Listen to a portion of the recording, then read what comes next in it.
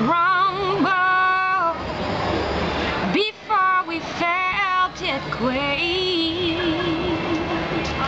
So we climbed the rooftop just to watch the city break away. I pulled you closer to me, whispered to you softly, your eyes are the only sunrise in the morning. Should they eclipse, well it is this that gives me reason to exist. Can't do what I ain't done, proud. Can't feel what I'm not holding now. If the storm begets the dawn, at least I saw the sun. I'm Jennah Bell and this is Couch Sessions TV. Songwriter in the night to bring truth to the light. Songwriter in the night. Songwriter in the night. Songwriter in the night to bring truth to the light. Okay, well, first of all, you look amazing. Welcome. Nice to see you on this pretty awesome Saturday day. Okay, so we'll just jump right into it because we just ate some really... Wait, it's Sunday, right? Oh, it is Sunday. Yeah. Shoot. No, it's fine. The days were starting to run together. They are kind of running together. Well, that food was good, though. Maybe it was the food. Maybe that's what got me. Good pick. Good pick. So you're originally from what a lot of people might not know about you because you weren't here for that long, but you're actually originally from Jersey. Yes. Yeah, you're from Jersey, and that you moved to Oakland when you were a kid. When I was 2 years old. Yeah, so you didn't even get to so and now you're back on the East Coast. Yeah. So tell me a little bit about how you feel the difference, you know, being back here or kind of experiencing it now as an adult and then growing up in Oakland. My father lives in Jersey and he has for a while, so when I was living in Oakland I was also flying to go visit my dad out here. Okay. So I'm familiar with Jersey more than I am with the city, and having moved from Boston to New York, it was sort of like coming to the Emerald City. Like I was finally old enough to sort of experience it and you know, go to clubs and see live music, which is sort of, you know, the thing to do as a young musician, and that's been really, really wonderful. Okay. So you went to Berkeley. I did. School of Music. Before you even went to Berkeley, though, you were one of the few selected to be a part of the Grammy Foundation summer program. How was that experience? Because you were young when that happened. Yeah, I was a lab rat because it was the first year that they had launched it. Okay. So my mother heard about it through, she was working for the Girl Scouts at the time. Oh, wow. And she got an email, and my mom was like, you should audition, and I had extreme stage fright when I was younger. Really? Like extreme. Because you can't tell that now when you're on stage. You fake it till you make it. You bodied the stage when you're on. Yeah, so I applied and it was structured like a school. Like I applied and I ended up getting in. So I was picked out of I think like 50 songwriting applicants, and there was 11 of us. Yeah, it looks like a little... So that was amazing experience. Got to meet that was actually a defining experience in my life because that's what made me apply to Berkeley. Okay. Okay. And so you moved from Boston, you're now in New York, you've only been on this side for a little over a year, almost. Yep. Okay, and the first time that a lot of people in New York, including myself, heard of you was when you stepped out on that stage at LPR, Le Poisson Rouge in the West Village, and you were announced as a new member of the Strivers Row. Yeah, the Row. How did, shout out to the Row. Shout out to the Row. How did that even come about? Latoya Bennett, who is the founder of Strivers Row, along with her husband Marcus, they hit me up. They had seen a YouTube video of mine. I don't know how they came across it. We had known of each other a little bit because she had recommended me for some corporate work. Okay. And she asked me to open their show, the very first show that they did at Okay. And that worked out really well, and we stayed in touch, and then occasionally she'd call and ask me if I wanted to do gigs with them, and it sort of just happened really naturally. She was like, what do you think about being in the Strivers Row? And I was like, that would be amazing, and sort of went from there. So tell me a little bit about, for the people who didn't get to see you on stage at the Strivers Row show, talk a little bit about that and that experience. That was amazing because as a songwriter, and a musician, having an audience completely silent listening to what you have to say is unheard of. You could hear a pin drop. You could hear a pin drop, and particularly in the Strivers Row realm, because each one of the poets had and has a fan base on their own, and together you have, people who are discovering new artists, and then you have people who have their favorites. And me being new to New York, I had, a little bit sort of a buffet of everyone's fan base who had never heard of me. So and to have that and everyone attentively listening to my lyrics, and the part of the music that I really, sort of sit in and really think about is the lyrics. So it was an incredible thing to have people listen and then say, oh, you said this and I felt this way, and then on top of that with the melody and the music, it's like you couldn't ask for a better sort of medium or vector to sort of connect, one audience to an art form. And being that the majority of the Strivers are all poets, do you consider yourself like a unique aspect of the Strivers, or because you're a singer-songwriter, and like I said, they're all poets?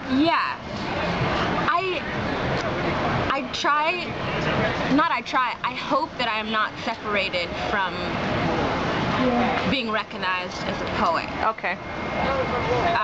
Which is a funny thing, because it is unique that I sing my poetry and they speak it. But essentially, at the end of the day, you all do the same thing. We all do the same thing, or I like to think that we do, and I'm in such admiration of their craft that maybe it's just like, I want to be a poet too, They're so cool. I saw a video of you guys doing Big Papa, and they called you Lil Daddy. Like they said, Jennah Bell, aka Lil Daddy. That's your rap name? That is my rap name. Who came up with that name for you? I can see that.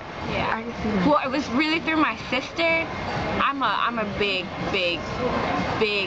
lover of hip hop. Like, my sister, since I was little, was like, basically like, this is what you need to know. And I've just sort of, that's rhythmically and how I write is more influenced by hip hop than a lot of people realize. So the Big Papa cover is like, it's like someone covering Somewhere Over the Rainbow. To me, that's classic. Wow, because even when you performed it, like how you did at Le Poisson Rouge in August, your persona was a little different. I saw like a little gangster, like a little thug. My yay area? Your Bay Area came out a little bit. A little bit. Or maybe it's because now you're a New Yorker, in essence. So it came out a little bit. You can see a little bit of the two of them like influence each other and kind of mixing it. There's a time and a place. Yeah. You sing Biggie, I'm not gonna be like, like. I had to pull out the MC swag, sort of the Lil Daddy swag. Hence why you have a alter ego or a rap name, so you go. It's not me who's doing it. Lil Daddy. That's what's up, though. Makes it acceptable. That's what's up. Well, tell Lil Daddy I said hey. I will. What up, though? Okay, so... So you moved on, and you're still with the Strivers, of course, but now you're becoming more and more well known, and probably one of your most notable performances that people who have never heard of you before, they knew about you that day, was at the BET Music Awards. Yeah. Yeah. How? I saw in an interview that you did, kind of like on your road to the awards, Yeah. that you got let go of your job the day before. Day before I went out to Los Angeles, the family that I was working for was like, oh, can we have our keys? And they had mentioned like maybe in a couple weeks or something, like that you know, there might have to be some changes made, but I really had no idea, like literally like leaving to go out to LA, that I wasn't gonna have a job. Right. That I was literally walking into the job that I would hopefully be having for Right. the rest of my life, which was terrifying. Right. I've always had a job, and I've always had like 8 jobs. So having a job that was paying in a completely different way, or is going to pay in a completely different way a little bit later, was pretty insane. Yeah. You know, and going out there and being with and around people, and that's how they make their money. It was Right. like, wow, like that's possible. You're like, okay. But you Yeah. can do it though, because you walked in and you killed that you. stage though. How was performing like in front of all all those people? That had to be amazing. Yeah. I was able to focus because A$AP Rocky happened to be sitting right in my line view. Okay. And I had met him in the radio room, and he was really, really sweet. And I basically just sort of zoned in on him. And I was You're like, hey. secretly, I wasn't singing Hatchet. I was like, A$AP, maybe hit me up later. You stupid. You are really pretty. You were right.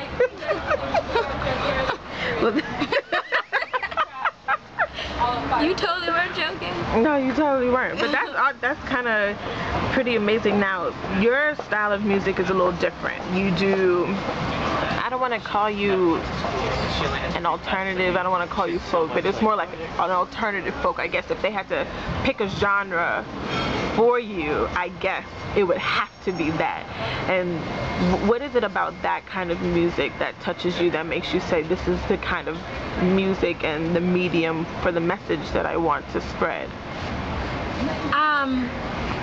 For me, it's not like a this or that music. It's the fact that I couldn't pick one genre that I love more than another. Okay. Like you would never, I feel like, walk into my house and hear the same thing twice. Right. Like one day you could walk into my apartment and Woody Guthrie will be playing. Oh wow. Next day you could walk in and I'm possibly singing into my brush to Spice Girl songs. But I'm not, you know, could or could not happen. Use your imagination. I'm just going as far. That happened. I do believe that. Okay, because I was gonna say I believe that happened. Anybody who says I didn't like the Spice Girls is not my friend. Just kidding. Totally joking. No, you're not. Sad. Probably not. Sad, but true. Yeah. Yeah. So I draw. Nothing is left out of the realm that is my head. Like Okay. I really do love music from top to bottom. Okay. Like every part of it. Okay. Okay. Well, then you put out now the Early Bird EP, which is like 5 or 6 songs. Kind of 5 songs. 5 Thank songs. you. Kind of amazing. Oh, thank you. Yeah, I think you did such an amazing job. I think my favorite, and It's between 3, and I've noticed just people on Twitter, just how they respond to it every time somebody tweets Black Sheep or Shotgun City or The Hatchet. It's kind of like those are the ones that people are like, yes, girl, sing.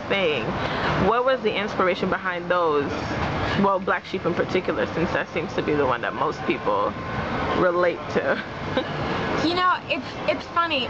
Black Sheep has meant more because of other people's stories that they've told me, and I, particularly with that song and in general, I read this pamphlet for a job I had, and the company said that they saw a sign outside that says explanation ruins art. You can no longer enjoy it after it's explained because it takes the personal away from the individual. Then it becomes about the writer. Right. And essentially it's not about me. It's like whatever got the song out, that's what got it out. Yeah, that's what got it out. But with Black Sheep in particular, I've heard an array of stories that where I've been in the middle of parties and have started crying because someone has said that song has gotten them through things I would never wish upon anybody. Yeah. And so I don't explain or say where that song comes from. Okay. Because I want it to be about what it's about. To the person. To the individual person. Yeah. Okay. I actually think that that's the best explanation that I've ever had of a song. I'm serious. I think because it actually makes sense. It makes the song more relatable, more personal to the person who's hearing it.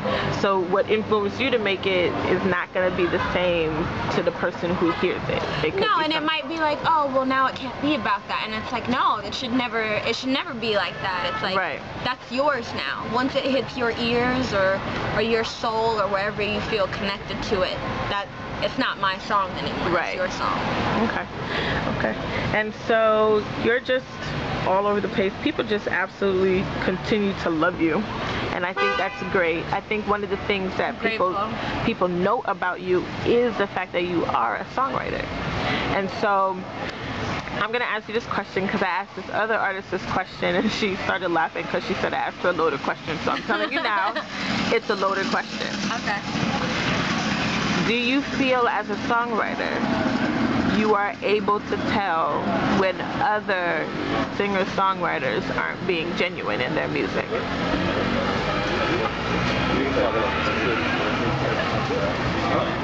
When they're not being genuine. Right. What aspect of it? Their performance, the content? Let's say performance. For me, to be genuine means to be emotional. Okay. And to be emotional has a connotation of being weak. And so most people aren't genuine because they don't want to seem weak. So when it comes to judging someone's genuosity. Yeah, genuineness, yeah. Yeah. That's such a tough thing to do because either I'm being judgmental or I'm seeing it for what it is, and that's such a fine sort of line and a very touchy thing. I think that I know when people when they're definitely being genuine. Yeah. Undoubtedly. But it's very subjective for me to say, like, that person doesn't mean it. But I also know what it means for me to mean it, and that means that I'm probably, like, breaking down in front of someone. And that's not something that I like to do. It means that I'm being emotional. Right. And in some people's eyes, I'm being vulnerable and showing a side of myself that puts me in the position to be judged. Right. And that's sort of the whole thing about being an artist. It's like we're all introverts, but the commonality, the single thing that we all have to do is the very thing we don't want to do. So I like that answer. I didn't get that answer from from a couple of the other ones that I've asked, but that answer makes complete sense, and I think that that's kind of amazing. Yeah. Well, are you working on any new music? Can we look forward to something coming soon? Yes, I am diligently like recording and because you're all music now, full on 100%. I am landscaping this music because there's nothing. Paul McCartney said it best. I watched a documentary about him and about George Martin and the Beatles and the making of Sgt. Pepper. And in the interview, he said you have to please yourself. And I feel like a lot of people make records and they're steadily trying to figure out what someone else wants to hear. Right. But you already know what you want to hear. You're just afraid that that's not what everybody else wants to hear. Right. So I'm trying to close myself off to ears and please myself. Good. And sometimes that takes time. Yeah. So I'm taking the time to make myself happy because that'll be genuine. Yeah. Well, I wish you all of the best. Thank you. And thank you so much for sitting with the Couch Sessions and with me. My pleasure. You are absolutely amazing. And you will always absolutely have my support. And now that we're Libra twins, we found that out. We're like soulmates forever. All right. Thank you. Thank you. It's alright in the night to bring truth to the light. It's alright in the night. It's alright in the night. It's alright in the night to bring truth to the light.